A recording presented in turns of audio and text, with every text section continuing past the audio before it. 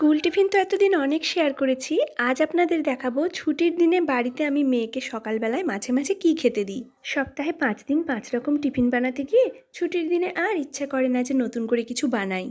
তাছাড়া এই গরমের জন্য এটা একদম পারফেক্ট খাবার। আমি কিছুটা চিড়ে নিয়ে নিয়েছি, সেটাকে 3-4 বার করে জল দিয়ে খুব ভালো করে ধুয়ে নিলাম যাতে চিড়ের মধ্যে যে ময়লাটা থাকে সেটাও বেরিয়ে যায় আর চিড়েটা একটু নরমও হয়ে যায়। এর মধ্যে দিয়ে দিয়েছি 2টো কলা আর নিয়ে নিলাম কিছু মুরগি। এই মুরগিটা দোকান থেকেই আনা। মুরগিটা যদি ঘরে বানানো হতো তাহলে টেস্টটা আরও ভালো হতো। এবার এর মধ্যে আমি দিয়ে দেবো টক দই।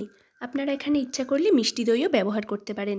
টক দইটা আমার ঘরে আনাই থাকে, গরমকালে ভাতের পাতেও খাওয়া হয়, আবার মাঝে মাঝে শরবত করে বা লস্যি বানিয়েও খাওয়া হয়। এবার এই সব কিছুকে খুব ভালো করে আমি হাত দিয়েই মেখে নিয়েছি, কারণ হাত দিয়ে যতটা ভালো মাখা যায় চামচ দিয়ে কিন্তু অতটা ভালো মাখা হয় না। তো আপনাদের কার কার আমার মতন এই দই চিড়ে খেতে ভালো লাগে কমেন্ট বক্সে অবশ্যই জানাবেন। ধন্যবাদ।